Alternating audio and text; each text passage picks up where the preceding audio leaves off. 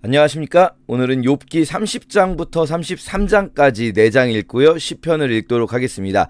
시편 70편도 사실 지금 요즘에 읽는 시편들이 탄원시라서 굉장히 욥기에 어울리는 내용들이에요. 그래서 다윗의 아픔이지만 또 욥의 아픔으로 상상하면서 읽어도 좋을 것 같습니다. 자, 우리가 이제 어제 욥이 하던 이야기를 계속 이어서 하게 되거든요. 욥이 29장에서 내가 예전에 진짜 좋았었는데 내가 그때를 다시 돌아왔으면 좋겠다라고 말하는데, 그런데 이제는, 그러니까 29장에서 좋았던 과거를 회상하다가 지금을 바라보게 되는 거예요.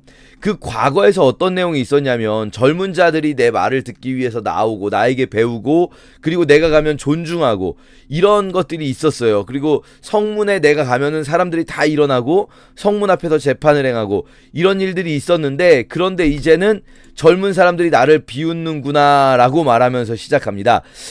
우리가 욥기를 읽을 때 어떤 생각을 하기 쉽냐면, 욥이 그냥 그 자리에 가만히 있는 상상을 하기가 쉬워요. 특별히 어디 돌아다니지 않고 그냥 고통받고 가만히 있는, 그러니까 욥의 고통이 자신의 내면으로만 침전하는 그런 상황을 상상하기가 쉬운데, 사실 적어도 7일, 친구들이 온 이후에 7일이 지났잖아요. 그리고 그 전에도 이미 친구들이 그 소식을 올 거면 오랜 시간이 지났을 거예요. 적어도 막 친구들이 멀리서 왔기 때문에 한 달 이상은 이 고난의 시간이 지금 욥이 이렇게 병이 생기고 집이 망한 이후에 한 달 정도를 그 마을에서, 그 성에서 살았다라고 상상을 해보세요. 가만히 있을 수가 없죠. 먹을 걸 얻기를 위해서라도 돌아다녀야겠죠. 밖에 시장이라도 나가야겠죠. 자, 그러면 사람들 반응이 어땠을까요? 욥이 밖에 나가서 돌아다니면 욥이 막 뭐랄까요, 피부가 막 다 썩어 있고, 그러면 고대에는요, 이 피부병이 가장 그 심각한 전염병이었어요. 다른 내장의 병, 우리는 현대에는 사실은 내부의 병을 더 무섭게 여기는데, 고대에는 내부의 병은 보이질 않으니까 그렇게 무섭게 여기기는커녕 몰랐죠. 사실 대부분 병이 있어도 모르고 있다가 죽죠.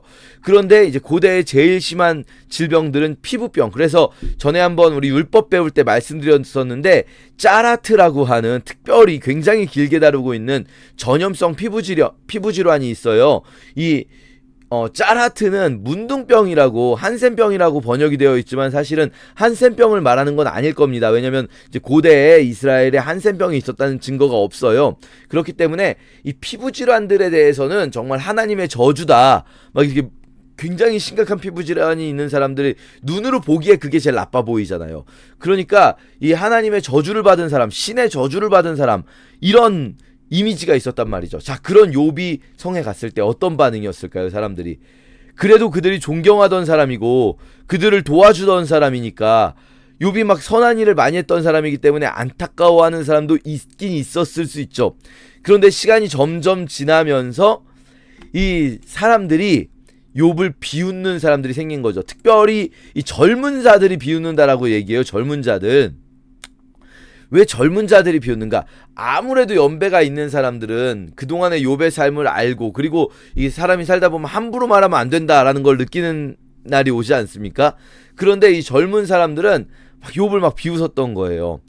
저 사람 저거 봐라. 그러니까 욥이 이제 분노해서 말합니다. 지금 여기서는요, 욥이 분노가 막 드러나요. 욥의 말이 또 옳은 말은 아닙니다. 이런 말 하면 안 되죠. 하지만 욥이 막 분노하니까 말하는 거예요. 그 젊은 자들, 나를 비웃던 그 아비들, 그들의 아비들이 내 양떼를 지키는 개만도 못한 사람들인데, 응? 뭐 어디다가 쓸데도 없는 아버지들인데, 그런 젊은 자들, 그러니까 이 젊은 자들은 아마도 이제 좀 뭐랄까요, 우리식으로 좀 표현을 하자면 뭐 양아치들, 이런 사람들 있지 않습니까? 그런 자들이, 그들의 귀력이, 그러니까 그 아비들, 그 젊은 자들의 아비들, 그러니까 좋은 집안 사람들이 아니라는 표현인 거를 이렇게 나쁘게 말하는 거죠. 욥도 막 분노해서 그 아비들이 내가 힘이 있을 적에는 나한테 내 양 지키는 개만큼도 도움이 안 되던 사람들이었다. 그 아비들이 궁핍하고 뭐 마른 흙을 씹고 그러면서 사람들한테서 쫓겨나서 흙구덩이와 바위굴에 살면서 가시나무 아래에 모여있던 그 미련한 자들, 그런 이름 없는 자들, 고토에서 쫓겨난 자들, 그런 자들의 자식들이, 자녀들이, 깡패 같은 놈들이 나를 비웃는다. 그들이 나를 노래로 조롱하며 내가 그들의 놀림거리가 되었다. 그런데 이게 욥에게 너무나 큰 상처인 이유 중에 하나는 뭐냐면요. 지금 이제 14절까지 15절까지 그들이 내게로 달려들어서 나를 막 괴롭혔다. 그러니까 이들이 막 욥이 성으로 가면 욥이 막 시장에 나가면 그들이 몰려와서 욥을 괴롭히고 막 그랬다는 거예요. 사실 욥은 좋은 먹잇감이 되죠. 왜냐하면 욥은 어쨌든 재산이 있는 사람인데 그 재산을 지금 지킬 능력이 없어진 사람이잖아요. 그러니까 욥은 그들에게 너무나 좋은 먹잇감인 거예요. 근데 너무 안타까운 건 뭐냐면요, 욥이 그들을 도왔던 자들 중에 있는 거예요. 그 빈궁한 자들, 그들의 아비들, 내가 도왔던 자들이에요. 내가 울지 않았는가? 빈궁한 자를 위하여 근심을 바라지 않았는가? 내가 그랬던 난데 그들이 나를 공격을 하는 거죠. 여러분 생각을 해보면요, 우리가 진짜 이렇게 누군가를 막 도와주기도 하고 그러면서 살잖아요. 여러분이 물론 막 아무도 평생 나는 아무도 안 돕고 살아요. 이런 분이 있을 수도 있지만 대부분의 우리들은 사람을 돕고 살아요. 근데 그러다가 내가 공경에 처했을 때 그럼 내가 도와줬던 사람들이 도와줘야 될 것 같다라는 생각을 하는데 그렇지 않은 경우를 마주하게 됩니다. 내가 도와줬던 사람이 나를 공격하고 막 이럴 때 우리는 진짜 막 마음이 엄청나게 상하죠. 욥이 지금 마음이 엄청나게 상한 거예요. 그래서 욥이 막 진짜 주님이 나를 진흙 가운데 던지셨습니다. 주님 도대체 나를 돌아보지 않으십니다. 나에게 잔혹하게 하십니다. 나를 괴롭히십니다. 욥이 이 상황이 너무 괴롭히는 거예요. 이런 젊은이들이 나를 막 조롱하고 공격하고, 근데 그 사람들이 다 누구냐? 그 집안들이 다 내가 도와줬던 집안들이고, 그게 막 너무나 괴로운 거죠. 네, 여러분, 사람은 원래 그럴 수 있습니다. 사람은 도움 받았다가도 또 내가 힘든 상황이 왔을 때 날 도와주지 않고 오히려 나를 공격하는 편에 설 수도 있어요. 그렇다고 해서 우리가 난 이제는 다시는 남들 도와주지 말아야겠다. 물론 지금 욥기가 그 말하는 건 아닙니다. 욥기의 주제는 그게 아닙니다만 우리가 또 그런 생각을 하면 안 되겠다. 욥기 읽으시면서 야, 욥이 그렇게 도와줬는데도 이 욥을 공격한다고? 야, 나도 그런 적 있는데 역시 이 머리가 검은 짐승은 도와주면 안 돼 라는 생각 하지 마시고요. 욥기에서 지금 그 말하고자 하는 게 아니라 욥의 아픔을 우리가 느끼면 됩니다. 욥의 아픔을. 얼마나 아팠을까. 나는 사실 욥처럼까지 아니어도 그 비스무리한 아주 작은 일만 있어도, 내가 도와줬었는데 나한테 조금 외면한 누구 하나만 있어도 나는 그렇게 마음이 불편했는데 욥은 얼마나 지금 분노스러울까. 그런 욥의 마음에 좀 공감을 하면 좋겠습니다. 그렇게 욥이 지금 내 수금이 통곡이 되었고 내 피부리는 애곡이 되었다 하면서 자기 피부 검어진 거 가지고도 이야기해요. 그러니까 검어진 피부 때문에 사람들이 자기를 공격하는 거거든요. 그러니까 피부병이 있으니까. 햇볕 때문에 검어진 게 아니라 병 때문에 시꺼매진 거예요. 일회용 제어 타조의 벗처럼 내 피부가 검게 이렇게 되고 막 피부병이 돌아서 회중 가운데 서서 도움을 부르짖고 있다. 나 좀 도와달라고. 그러니까 이 아마도 한 달이 넘는 기간 동안 친구들이 오기까지 욥은 아마 굉장히 사람들에게 많이 부르짖었을 거예요. 나 좀 도와달라고. 지금 우리 집이 이런 상황이 됐는데 누가 좀 도와달라고. 근데 아무도 도움을 주지 않은 거죠. 이 한 달 동안 욥이 얼마나 괴로웠을까요? 자, 31장에 욥이 또 항변합니다. 나 죄인 아니야. 이제는요, 욥은 완전히 자신을 의인으로, 앞에서도 이미 그렇게 변했죠. 욥은 자신을 완전히 의인으로 항변합니다. 어떻게까지 의인이냐? 나는 마음으로도 죄를 짓지 않았다. 예수님께서 말씀하시잖아요. 여자를 보고 음욕을 품은 것만으로도 죄인이다. 나는 이 여성을 주목하지도 않았다. 나는 내 눈과 약속했었다. 나는 마음으로도 악을 행하지 않기 위해서. 그래서 먼저 앞에서 내가 분명히 안다. 악인에게는 하나님께서 심판을 주실 건데 나는 악인에게 심판을 주시는 하나님 맞으신데 나는 온전하다. 나는 정말 눈으로부터도, 내 마음이나 내 눈으로부터도 악이 없다. 내 손에 더러운 것이 전혀 없다. 여러분, 사실 이건 말이 안 되죠. 욥이 그렇게까지 의로웠을 수는 없겠죠. 그러니까 지금 욥의 말도 친구들의 말도 다 일부 맞는 말이고, 그러니까 이들의 하나님에 대한 표현들은 거의 대부분 다 맞는 말이에요. 그렇지만 어디는 지점이 틀리냐? 이들의 욥에 대한 표현이 다 틀려요. 친구들이 욥을 악인이라고 하는 말도 틀린 말이고, 욥이 자신을 의인이라고 하는 말도 틀린 말입니다. 하나님께서 나오셔서 그렇게 다 말씀하세요. 욥이 이렇게 말하는 거는 틀린 말이에요. 그렇지만 욥의 마음이 지금 이렇게 말하게 하는 거죠. 내가 만약에 진짜로 그렇게 악이 내 마음속에라도 있었으면 내가 심은 것을 남들이 먹고 내 소출이 뿌리채 뽑혀, 이 말 친구들이 했던 말이거든요. 근데 내가 지금 인정한다는 거예요. 니네 말이 옳다. 내가 진짜 악인이라면 그렇게 되면 좋겠다. 내가 정말 여인에게 유혹된 적이 있다면, 내 그런 일이 있다면 내 아내가 타인과 더불어 동침하기를 바란다. 내가 음란한 일이 있다면 재판에 회부해라. 내가 마음이라도 음란한 일이 있었다면 그렇게 해라. 내가 완전히 다 망했으면 좋겠다. 그리고 이 12절까지가 이제 음란에 관한 죄악이라면 13절부터는 내가 약한 자들, 가난한 자들을 압제한 일이 있는가. 내가 종들하고 논쟁할 때에도 나는 종들의 권리를 지켜줬다. 만약에 내가 내 종들의 권리를 저버린 일이 있다면 하나님께서 나에게 심판하시라. 그러니까 이거는요, 그냥 의로움 수준이 아니에요. 그냥 의로움 수준이 아니라 마음으로도 음욕을 품지 않았다. 내가 정말 내 마음대로 할 수 있다고 생각되는 그 종들에게도 내가 그들의 권리를 지켜줬다. 내가 정말 가난한 자와 과부를 실망시키지 않고 고아에게 떡을 먹이지 않은 일이 있는가? 나는 사실은 고아를 어렸을 때부터 고아의 아비처럼 길렀고 과부를 인도했다. 내가 의복 없이 죽어가는 것을 못 본 채 하지 않았다. 내 양털로 따뜻하게 입혀줬다. 내가 정말로 내가 잘못한 게 있으면 나는 재앙을 받아 마땅하다. 그런데 나는 그런 일이 없었다. 24절부터는 또 어떤 얘기하냐면요, 내가 소망을 금에 두고 순금에게 너는 의뢰하는 바라. 그러니까 재물 욕심을 내지는 않았어도, 그러니까 욥이 처음에 의롭다 앞에서 말했던 거는요, 내가 죄를 행하지 않았다. 그리고 재물 욕심을 내지 않았다예요. 근데 지금 31장에서 말하는 거는요, 내가 악을 행하지 않은 게 아니라 마음에도 품지 않았다. 그리고 재물을 긁어모을 욕심만 있는 게 없었던 게 아니라 그냥 내게 재물이 있잖아요. 근데 그 재물을 의지하는 마음 자체가 없었다. 나는 그냥 내가 만약에 재물을 기뻐했으면, 그러면 내가 마음에 스며시 유혹되어서 내 손에 입 맞추었으면, 이게 이제 어쩌면 해와 달을 어떤 우상 숭배하는 행위로서 손에 입 맞췄다는 말을 하는 것 같기도 하고요.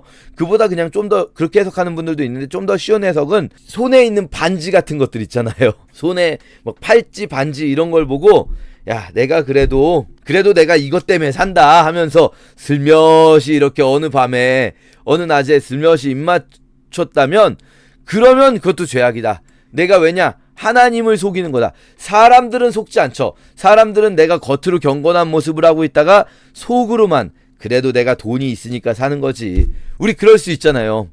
교인이고 정말 경건해 보이는 우리들도요, 경건해 보이는 사람들도요, 그럴 수 있어요. 남들 앞에서는 정말 하나님 의지하면서 산다고 말하지만, 그러다가 혼자 있을 때는 아휴, 그래도 돈이 있으니까 사는 거지, 이런 생각을 할 수 있단 말이죠. 내가 만약에 그랬으면 사람은 안 속아도 내가 하나님을 속인 거다. 그럼 나 인정한다. 그럼 난 죄인이야. 내가 그랬으면 죄인이야. 그리고 또 29절부터는 나를 미워하는 자의 멸망을 기뻐하는 일, 요런 거 정도, 마음으로, 속으로. 겉으로는 안 그런 척해요. 겉으로는 야, 그 사람이 그래도 참 안 됐네, 힘들겠네. 아니 그분이 당신을 욥님 공격했으니까 그분이 그렇게 어려운 일 당하는 거 보면 기분 좋지 않아요? 라고 누가 물어봐도 아유, 제가 어떻게 그럽니까? 하나님 믿는 사람 그러면 안 돼요. 그래도 그분이 어려운 일 당하는 거 보니까 나도 마음이 좋지 않네요 라고 말하면서도 속으로는 사실은 막 기분 좋아요. 이건 솔직히 인지상정 아닙니까? 이건 솔직히 그런 마음이 좀 있을 수 있잖아요. 그런데 욥이 지금은요, 너무 지금 분노해서 사실 욥이 진짜로 이러지 않았을 수도 있어요. 그거는 욥 정도 되는 사람이면. 왜냐면은 하나님이 인정한 욥과 같은 사람은 없다라는 게 1장에 나왔잖아요. 하나님이 인정한 이런 사람은 세상에 찾아볼 수 없는 유일무이한 정도의 의인이기 때문에 욥은 실제로 그럴지도 모르지만 사실은 실제로 요 정도는 아니었을 수도 있어요. 그래도 분노하면서 말하는 거예요. 왜냐면 뒤에 가서 하나님이 욥이 자신의 의로움을 항변한 것에 대해서 하나님이 또 혼내시거든요.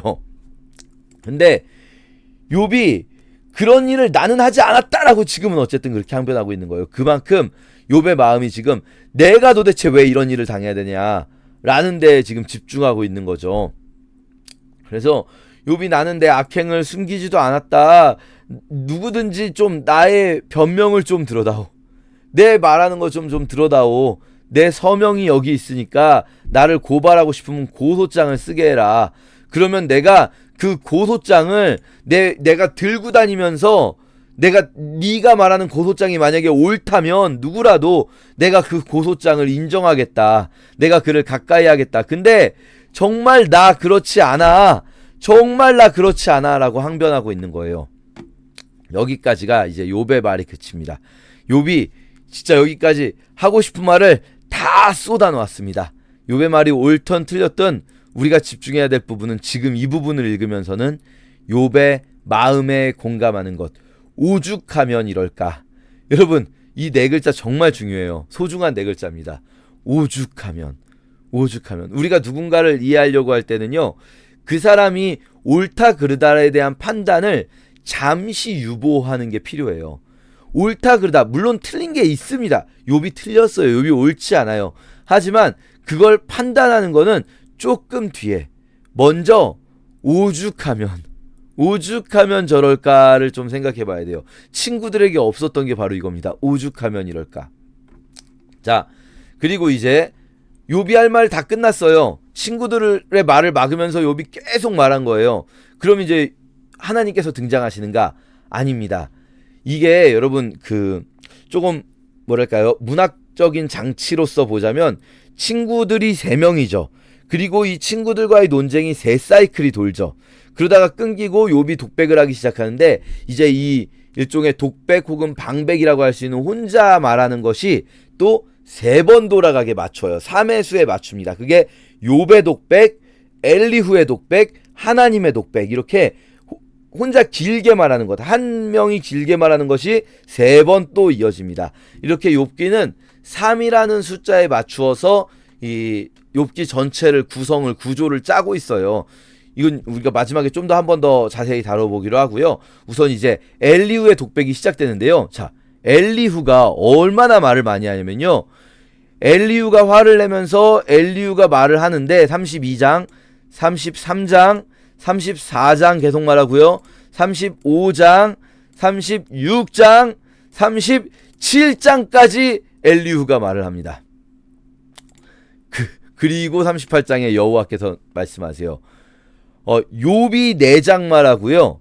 그리고 여호와께서 4장 좀 안 되게 말씀하시거든요. 욥도 4장 꽉 못 채우고 말하고, 물론 이제 장수마다 길이가 조금 다르기 때문에 장마다 길이가 달라서 그게 꼭 한 장 한 장의 분량이 이렇게 똑같이 비교할 수는 없지만, 엘리후가 말을 엄청 길게 해요. 엘리후가 32장부터 37장까지니까 2, 3, 4, 5, 6, 7 6장을 말해요. 혼자. 이 사람이 야 나는 말을 별로 안 할게 라고 하지만 굉장히 길게 말합니다. 우선 엘리후가 좀 어려운 건 뭐냐면요, 이 사람이 옳은가 틀린가에 대해서 해석이 좀 달라요. 이거는 조금 어렵기 때문에 제 해석이 완전히 맞다라고 말씀드리기가 어렵고요. 많은 분들이 해석이 딱 갈라집니다. 조금 더 많은 분들이, 제가 생각할 땐, 제가 공부하면서 보기에는 조금 더 많은 분들이 엘리후도 틀렸다, 엘리후나 친구들이나 별반 차이 없다 라는 쪽에 조금 더 초점이 있어요. 그래서 하나님의 등장 이전에 엘리후가 연결고리 역할을 하긴 하지만, 그러나 논리적으로는 엘리후가 연결고리 역할을 하지만 엘리후도 결국 친구들하고 똑같다. 왜냐? 엘리후도 욥을 비판하는 거예요. 결국은. 그러니까 이 논리가 중요하지 않아요. 논리는, 친구들의 논리도 뭐 엄청 틀리지 않아요. 그런데 이 욥을 비판한다는 의도, 엘리후는 욥을 비판하고 있거든요. 그렇기 때문에 엘리후도 틀렸다라고 말씀하시는 분들도 있는가 하면, 엘리후는 옳다라고 말씀하시는 분들도 있어요. 왜냐하면 나중에 하나님께서 말씀하실 때 엘리바스와 너희 두 친구들, 엘리바스에게 말씀하시면서 너와 너희 두 친구들이 욥처럼 옳은 말을 하지 않았다. 너희들이 욥보다 더 틀렸다라고 말씀을 하시거든요. 그렇기 때문에 이 세 명에 대해서는 하나님께서 틀렸다고 말씀하시는데 엘리후는 언급하지 않으니까 그러면 엘리후는 옳다는 맥락이다 라고 보아야 한다라고 말씀하시는 분들도 있으세요. 그러나 일단 저는 그렇게 생각하지 않습니다. 여러분 한번 읽으시면서 여러분 스스로 또 생각해 보시면 좋겠어요. 엘리후는 과연 옳을까 틀릴까? 제가 그렇게 생각하지 않는 이유는 결국은 친구들하고 엘리후가 약간 다른 얘기하는 것 같지만 결국 그렇게 다르지가 않아요. 엘리후도 엘리후가 확대시키는 논리가 있긴 합니다. 엘리후가 확대시키는 논리는 뭐냐면 하나님께서 너를 이렇게 누군가를 치실 때에는 그것은 훈육의 의도가 있어. 그냥 단순히 권선징악의 의도를 넘어서는 훈육의 의도. 그래서 너를 다시 바른 길로 이끌게 하기 위한 거야. 이런 의도가 있다는 말을 하니까 그러면은 죄가 없어도 훈육의 의도로 하나님께서 치실 수도 있다는 말을 할 수도 있으니까 그러면 그건 친구들과는 다른 이야기 아닌가라고 생각하실 수가 있는데 그건 제가 볼 때는 우리가 읽어보면서 한번 생각해 보세요. 제가 볼 때는 그거는 현대적 관점이에요. 현대적인 관점으로는 뭔가 논리적으로 확장이 일어난 이야기가 나오면 더 문맥이 좋을 것 같으니까 그렇게 엘리후의 말을 그렇게 해석을 하는 건데 엘리후도요. 욥이 옳지만 징계를 통해서 교훈하시기 위해서 이끄시는 거다라는 말이 아니에요. 엘리후의 말도 읽어보면 너는 잘못했어. 너는 나쁜 놈이고 악인이야. 그래서 친구들의 말을 얹고 거기에 엎어서 더 가는 거지. 그러니까 우리 왜 그런 말 있잖아요. 도박할 때 이거 받고 거기에 얹는 거지. 이거는 아니지만 이게 때문이야 라고 말하는 게 아니에요. 엘리후도 욥이 죄인이고 권선징악이 기본인 것 위에 그런데 거기다가 하나 더 그 권선징악을 통해서 하나님께서는 교훈하셔서 옳은 길로 이끌기 위함이야까지 가는 것이기 때문에 논리적으로도 친구들과 연장선상에 있을 뿐이지 크게 다르지 않다는 것. 그리고 무엇보다 엘리후의 의도가 친구들과 마찬가지로 욥을 공격하기 위한 의도라는 것. 욥의 말에 욥을 위로하기 위한 의도가 아니라 욥의 말에 반박하기 위한 의도라는 것. 이런 것 때문에 저는 사실 그리고 저뿐 아니라 많은 이제 욥기의 연구자들은 엘리후도 똑같다라는 생각을 합니다. 그럼 하나님께서 왜 엘리후는 언급하지 않으시냐? 세 친구라는 숫자에 맞추고 있고 엘리후의 등장도 결국 3번의 독백이라는 숫자에 맞추고 있단 말이죠. 자, 어쨌든 엘리후는요. 욥에게도 화를 내고요. 왜냐하면 욥이 하나님보다 의롭다고 말하고 있기 때문에. 그리고 세 친구에게도 화를 내요. 왜냐면 그들이 능히 대답하지도 못하면서도 욥을 정죄하고 있기 때문에. 왜냐면 욥이 막 자신을 의인으로 말할 때 세 사람이 말을 못하고 반박을 못했거든요. 잠시. 그런데 엘리후는 욥과 세 친구 모두보다도 어린 거예요. 이 젊은 사람이에요. 이 젊은이의 특징이 엘리후에게서 잘 나타납니다. 젊은이의 특징은 뭐냐면요. 쉽게 양비론을 전개하죠. 니네도 틀렸고 너도 틀렸고 다 틀렸다. 니네들 다 틀렸다. 그러면서 결론은 뭡니까? 나만 옳다. 엘리후는 약간 그런 입장이에요. 그러니까 윗세대의 논쟁을 그러니까 엘리후는 젊은 세대를 의미해요. 윗세대의 논쟁을 너무나 쉽게 둘 다 틀렸다 해버리면서 자기는 옳다라고 말하는 그거죠. 엘리후가 이제 친구들에 틀렸다라고 말하는 건 뭐냐면요. 친구들은 아주 단순한 권선징악을 이야기하지만 엘리후는 그렇게 단순한 권선징악이 아니더라도 권선징악이 옳다. 왜냐? 욥이 실제로 선한 일을 했더라도 그러니까 친구들이 멈춘 이유는 뭡니까? 욥이 앞에서 내가 얼마나 이 연약한 자들을 도왔는가 막 이런 얘기하다 보니까 이제 친구들이 말을 왜 멈췄는지 모르지만 멈췄어요. 아마도 추측해 본다면 그렇게 욥이 선한 일들을 했다는 것에 대해서는 반박을 못하기 때문이지 않을까라는 생각도 할 수 있는데 엘리후는요. 야 그걸 왜 반박을 못하냐. 야 선행을 하면 뭐해. 아무리 그래도 하나님보다 의로워. 아무리 선행을 해도 하나님보다 의로워. 그러니까 나쁜 놈인 거야.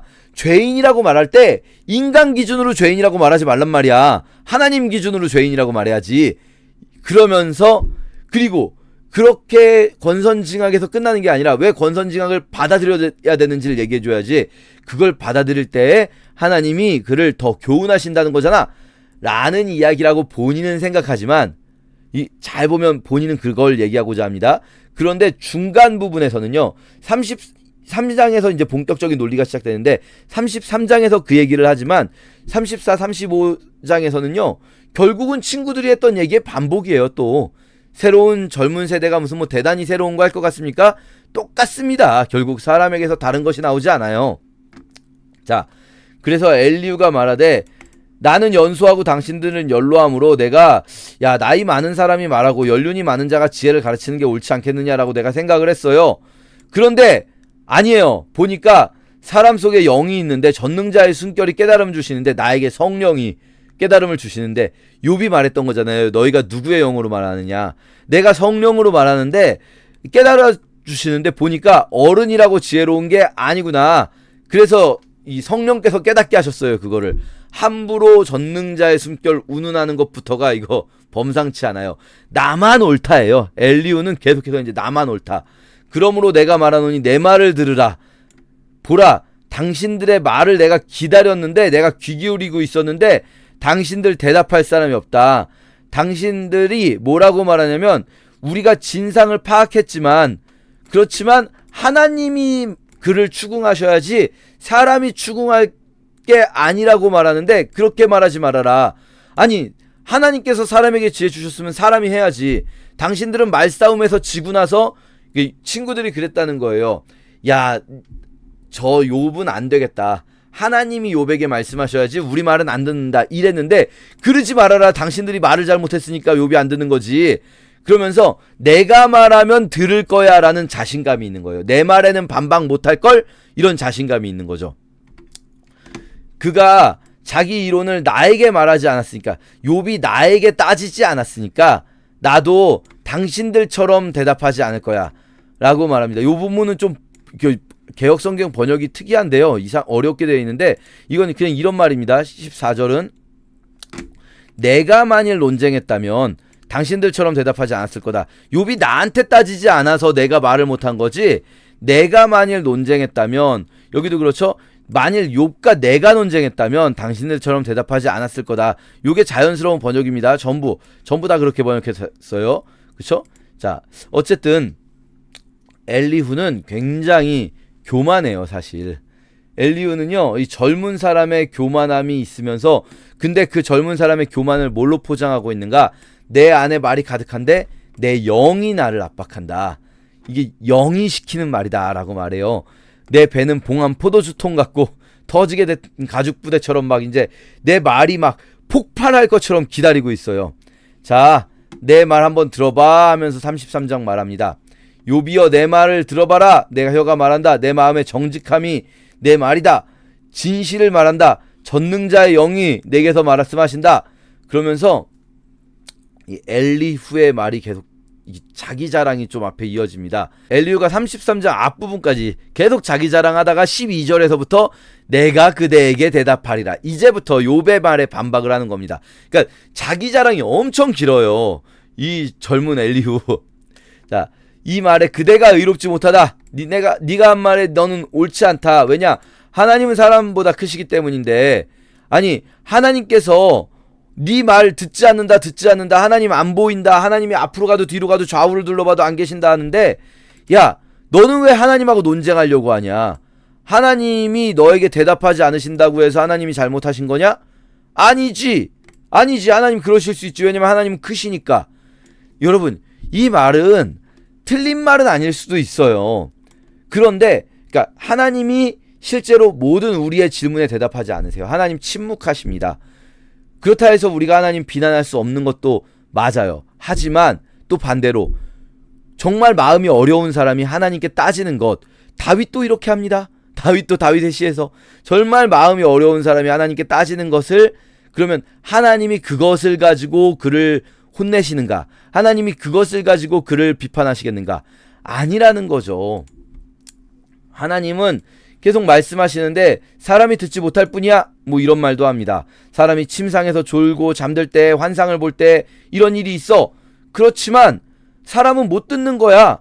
이렇게 말하면서 자 보세요. 사람이 병상의 고통과 뼈가 늘쑤심의 징계를 받는데 욥이 받고 있는 이 징계를 통해서 하나님은 무슨 일을 하려고 하시는가?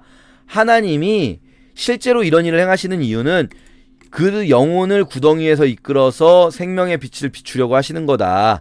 이 고난을 통해서 성숙하게, 고난을 통해서 빛으로 나오게 하려고 하시는 거다라는 말을 하는 거죠. 이게 친구들의 논리에서 확장된 부분이에요. 하지만 결국은 그것도 욥이 죄인이라는 걸 전제로 엘리후는 지금 말하고 있다. 엘리후의 말이 틀리진 않습니다. 엘리후 실제로 하나님이 이런 일을 하실 수도 있죠. 하지만 욥의 케이스에는 맞지 않다 이겁니다. 왜냐? 욥은 결국은 죄 때문에 지금 이런 일을 당하는 게 아니니까요. 우린 그걸 이미 알고 있잖아요, 독자들은. 자, 그러니까 엘리후가 이렇게 교만하게 할 말 있으면 해봐, 할 말 있으면 해봐, 들어줄게. 그런데 할 말 없으면 계속 듣고 있어. 이런 게 너무나 교만하게 보이는 게 독자들에게 자연스럽다. 그래서 엘리후의 말도 옳지 않지만 우리가 엘리후의 말까지 들으면서 조금은 논리가 확장되는 걸 보도록 하겠습니다. 제30장. 그러나 이제는 나보다 젊은 자들이 나를 비웃는구나. 그들의 아비들은 내가 보기에 내 양떼를 지키는 개 중에도 둘만하지 못한 자들이니라. 그들의 기력이 쇠잔하였으니 그들의 손의 힘이 내게 무슨 소용이 있으랴. 그들은 곧 궁핍과 기근으로 인하여 파리하며 캄캄하고 메마른 땅에서 마른 흙을 씹으며 떨기나무 가운데서 짠 나무를 꺾으며 대사리 뿌리로 먹을거리를 삼느니라. 무리가 그들에게 소리를 지르므로 도둑같이 사람들 가운데서 쫓겨나서 침침한 골짜기와 흙 구덩이와 바위 굴에서 살며 떨기나무 가운데서 부르짖으며 가시나무 아래에 모여있느니라. 그들은 본래 미련한 자의 자식이요 이름 없는 자들의 자식으로서 고토에서 쫓겨난 자들이니라. 이제는 그들이 나를 노래로 조롱하며 내가 그들의 놀림거리가 되었으며 그들이 나를 미워하여 멀리하고 서슴지 않고 내 얼굴에 침을 뱉는도다. 이는 하나님이 내 활수위를 늘어지게 하시고 나를 곤고하게 하심으로 무리가 내 앞에서 굴레를 벗었음이니라. 그들이 내 오른쪽에서 일어나 내 발에 덫을 놓으며 나를 대적하여 길을 내었으며 그들이 내 길을 헐고 내 재앙을 재촉하는데도 도울 자가 없구나. 그들은 성을 파괴하고 그 파괴한 가운데로 몰려드는 것 같이 내게로 달려드니 순식간에 공포가 나를 에워싸고 그들이 내 부미를 바람같이 날려버리니 나의 구원은 구름같이 지나가 버렸구나.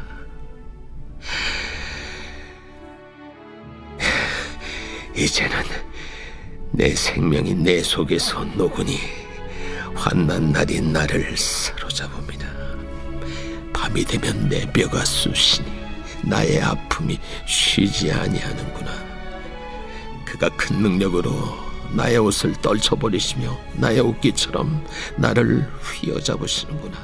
하나님이 나를 진흙 가운데 던지셨고 나를 티끌과 채같게 하셨구나. 내가 주께 부르짖으나 주께서 대답하지 아니하시오며 내가 섰사오나 주께서 나를 돌아보지 아니하시나이다. 주께서 돌이켜 내게 잔혹하게 하시고 힘있는 손으로 나를 대적하시나이다. 나를 바람 위에 들어 불려가게 하시며 무서운 힘으로 나를 던져버리시나이다. 내가 아나이다. 주께서 나를 죽게 하사 모든 생물을 위하여 정한 집으로 돌려보내시리이다. 그러나 사람이 넘어질 때 어찌 손을 펴지 아니하며 재앙을 당할 때 어찌 도움을 부르짖지 아니하리까. 고생에 나를 보내는 자를 위하여 내가 울지 아니하였는가. 빈궁한 자를 위하여 내 마음에 근심하지 아니하였는가. 내가 복을 바랐더니 화가 왔고 광명을 기다렸더니 흑암이 왔구나. 내 마음이 들끓어 고요함이 없구나. 환난 날이 내게 임하였구나. 나는 햇볕에 쬐지 않고도 검어진 피부를 가지고 걸으며 회중 가운데 서서 도움을 부르짖고 있느니라. 나는 이리의 형제여 타저의 벗이로구나. 나를 덮고 있는 피부는 검어졌고 내 뼈는 열기로 말미암아 탔구나. 내 수금은 통곡이 되었고 내 피리는 애국이 되었구나.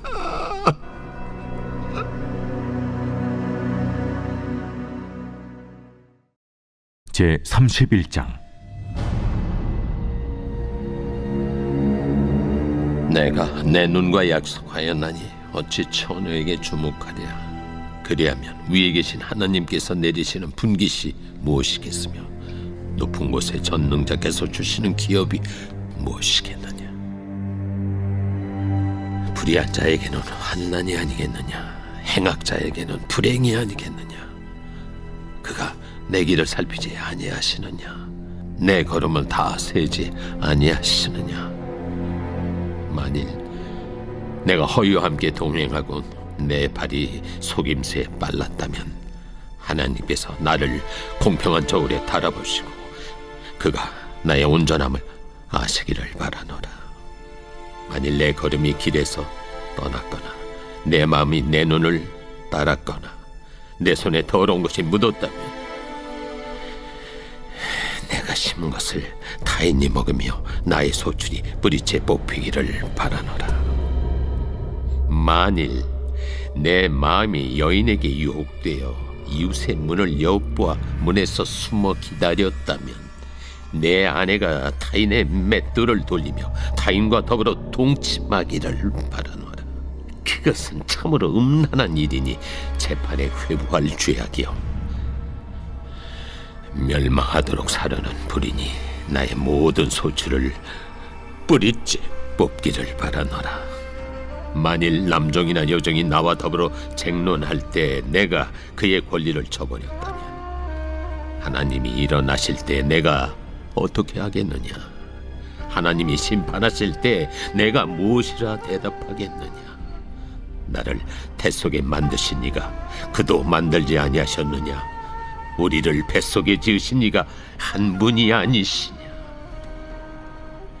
내가 언제 가난한 자의 소원을 막았거나 과부의 눈으로 하여금 실망하게 하였던가. 남은 혼자 내 떡덩이를 먹고 고아에게 그 조각을 먹이지 아니하였던가. 실상은 내가 젊었을 때부터 고아 기르기를 그의 아비처럼 하였으며 내가 어렸을 때부터 과부를 인도하였노라. 만일 내가 사람이 의복이 없이 죽어가는 것이나 가난한 자가 덮을 것이 없는 것을 못 본 채 했다면 만일 나의 양털로 그의 몸을 따뜻하게 입혀서 그의 허리가 나를 위하여 복을 빌게 하지 아니하였다면 만일 나를 도와주는 자가 성문에 있음을 보고 내가 주먹을 들어 고아를 향해 휘둘렀다면 내 팔이 어깨뼈에서 떨어지고 내 팔뼈가 그 자리에서 부스러지기를 바라노라. 나는 하나님의 재앙을 심히 두려워하고 그의 위엄으로 말미암아 그런 일을 할 수 없느니라. 만일 내가 내 소망을 금에다 두고 순금에게 너는 내 의뢰하는 바라 하였다면 만일 재물의 풍부함과 손으로 얻은 것이 많음으로 기뻐하였다면 만일 해가 빛남과 달이 밝게 뜬 것을 보고 내 마음이 슬며시 유혹되어 내 손에 입맞추었다면 그것도 재판에 회부할 죄악이니 내가 그리하였으면 위에 계신 하나님을 속이는 것이리라. 내가 언제 나를 미워하는 자의 멸망을 기뻐하고 그가 재난을 당함으로 즐거워하였던가.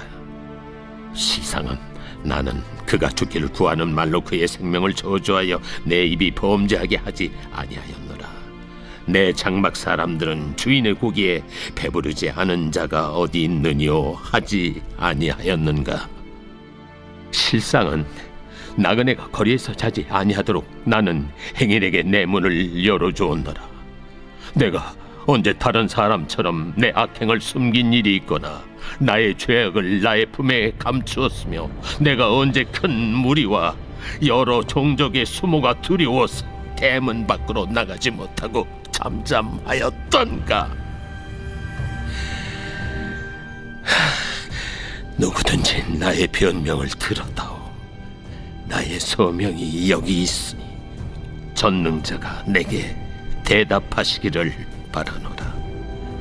나를 고발하는 자가 있다면 그에게 고소장을 쓰게 하라. 내가 그것을 어깨에 메기도 하고 왕관처럼 머리에 쓰기도 하리라. 내 걸음의 수요를 그에게 알리고 왕족처럼 그를 가까이 하였으리라. 만일 내 밭이 나를 향하여 부르짖고 밭이랑이 함께 울었다면, 만일 내가 값을 내지 않고 그 소출을 먹고 그 소유주가 생명을 잃게 하였다면, 밀 대신에 가시나무가 나고 보리 대신에 독보리가 나는 것이 마땅하니라. 하고 욥의 말이 그치니라.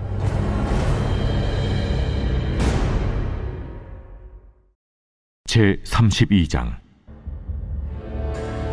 욥이 자신을 의인으로 여김으로 그 세 사람이 말을 그치니 남종족 부스 사람 바라겔의 아들 엘리후가 화를 내니, 그가 욥에게 화를 내면 욥이 하나님보다 자기가 의롭다 하며, 또 세 친구에게 화를 내면 그들이 능히 대답하지 못하면서도 욥을 정죄함이라. 엘리후는 그들의 나이가 자기보다 여러 해 위이므로 욥에게 말하기를 참고 있다가 세 사람의 입에 대답이 없음을 보고 화를 내니라. 부스 사람 바라겔의 아들 엘리후가 대답하여 이르되, 나는 연소하고 당신들은 연로함으로 뒷전에서 나의 의견을 감히 내놓지 못하였노라. 내가 말하기를 나이가 많은 자가 말할 것이요 연륜이 많은 자가 지혜를 가르칠 것이라 하였노라. 그러나 사람의 속에는 영이 있고 전능자의 숨결이 사람에게 깨달음을 주시나니, 어른이라고 지혜롭거나 노인이라고 정의를 깨닫는 것이 아니니라. 그러므로 내가 말하노니 내 말을 들으라. 나도 내 의견을 말하리라. 보라, 나는 당신들의 말을 기다렸노라. 당신들의 슬기와 당신들의 말에 귀 기울이고 있었노라. 내가 자세히 들은즉 당신들 가운데 욥을 꺾어 그의 말에 대답하는 자가 없도다. 당신들이 말하기를 우리가 진상을 파악했으나 그를 추궁할 자는 하나님이시요 사람이 아니라 하지 말지니라. 그가 내게 자기 이론을 제기하지 아니하였으니 나도 당신들의 이론으로 그에게 대답하지 아니하리라. 그들이 놀라서 다시 대답하지 못하니 할 말이 없음이었더라. 당신들이 말없이 가만히 있어서 다시 대답하지 아니한즉 내가 어찌 더 기다리랴. 나는 내 본분대로 대답하고 나도 내 의견을 보이리라. 내 속에는 말이 가득하니 내 영이 나를 압박함이니라. 보라, 내 배는 봉한 포도주통 같고 터지게 된 새 가죽 부대 같구나. 내가 말을 하여야 시원할 것이라. 내 입을 열어 대답하리라. 나는 결코 사람의 낯을 보지 아니하며 사람에게 영광을 돌리지 아니하리니 이는 아첨할 줄을 알지 못함이라. 만일 그리하면 나를 지으신 이가 속히 나를 데려가시리로다.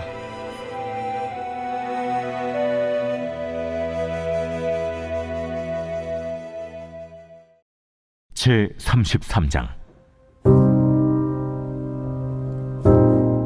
그런즉 욥이여, 내 말을 들으며 내 모든 말에 귀를 기울이기를 원하노라. 내가 입을 여니 내 혀가 입에서 말하는구나. 내 마음의 정직함이 곧 내 말이며 내 입술이 아는 바가 진실을 말하느니라. 하나님의 영이 나를 지으셨고 전능자의 기운이 나를 살리시느니라. 그대가 할 수 있거든 일어서서 내게 대답하고 내 앞에 진술하라. 나와 그대가 하나님 앞에서 동일하니 나도 흙으로 지으심을 입었은즉 내 위엄으로는 그대를 두렵게 하지 못하고 내 손으로는 그대를 누르지 못하느니라. 그대는 실로 내가 듣는 데서 말하였고 나는 그대의 말소리를 들었느니라. 이르기를 나는 깨끗하여 악인이 아니며 순전하고 불의도 없거늘 참으로 하나님이 나에게서 잘못을 찾으시며 나를 자기의 원수로 여기사 내 발을 착고에 채우시고 나의 모든 길을 감시하신다 하였느니라. 내가 그대에게 대답하리라. 이 말에 그대가 의롭지 못하니 하나님은 사람보다 크심이니라. 하나님께서 사람의 말에 대답하지 않으신다여 어찌 하나님과 논쟁하겠느냐. 하나님은 한 번 말씀하시고 다시 말씀하시되 사람은 관심이 없도다. 사람이 침상에서 졸며 깊이 잠들 때에나 꿈에나 밤에 환상을 볼 때에 그가 사람의 귀를 여시고 경고로써 두렵게 하시니 이는 사람에게 그의 행실을 버리게 하려 하심이며 사람의 교만을 막으려 하심이라. 그는 사람의 혼을 구덩이에 빠지지 않게 하시며 그 생명을 칼에 맞아 멸망하지 않게 하시느니라. 혹은 사람이 병성의 고통과 뼈가 늘 쑤심의 징계를 받나니 그의 생명은 음식을 싫어하고 그의 마음은 별미를 싫어하며 그의 살은 파리하여 보이지 아니하고 보이지 않던 뼈가 드러나서 그의 마음은 구덩이에 그의 생명은 멸하는 자에게 가까워지느니라. 만일 일천천사 가운데 하나가 그 사람의 중보자로 함께 있어서 그의 정당함을 보일진대 하나님이 그 사람을 불쌍히 여기사 그를 건져서 구덩이에 내려가지 않게 하라. 내가 대속물을 얻었다 하시리라. 그런즉 그의 살이 청년보다 부드러워지며 젊음을 회복하리라. 그는 하나님께 기도함으로 하나님이 은혜를 베푸사 그로 말미암아 기뻐 외치며 하나님의 얼굴을 보게 하시고 사람에게 그의 공의를 회복시키시느니라. 그가 사람 앞에서 노래하여 이르기를 내가 범죄하여 옳은 것을 그르쳤으나 내게 무익하였구나. 하나님이 내 영혼을 건지사 구덩이에 내려가지 않게 하셨으니 내 생명이 빛을 보겠구나 하리라. 실로 하나님이 사람에게 이 모든 일을 제삼 행하심은 그들의 영혼을 구덩이에서 이끌어 생명의 빛을 그들에게 비추려 하심이니라. 욥이여, 내 말을 귀담아 들으라. 잠잠하라, 내가 말하리라. 만일 할 말이 있거든 대답하라. 내가 기쁜 마음으로 그대를 의롭다 하리니 그대는 말하라. 만일 없으면 내 말을 들으라. 잠잠하라. 내가 지혜로 그대를 가르치리라.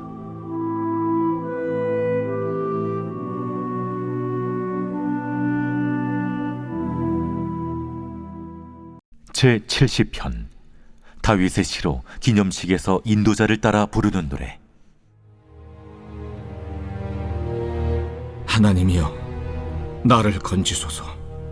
여호와여, 속히 나를 도우소서. 나의 영혼을 찾는 자들이 수치와 무한을 당하게 하시며 나의 상함을 기뻐하는 자들이 뒤로 물러가 수모를 당하게 하소서. 아하 아하 하는 자들이 자기 수치로 말미암아 뒤로 물러가게 하소서. 주를 찾는 모든 자들이 주로 말미암아 기뻐하고 즐거워하게 하시며 주의 구원을 사랑하는 자들이 항상 말하기를 하나님은 위대하시다 하게 하소서. 나는 가난하고 궁핍하오니 하나님이여, 속히 내게 임하소서. 주는 나의 도움이시오 나를 건지시는 이시오니 여호와여, 지체하지 마소서.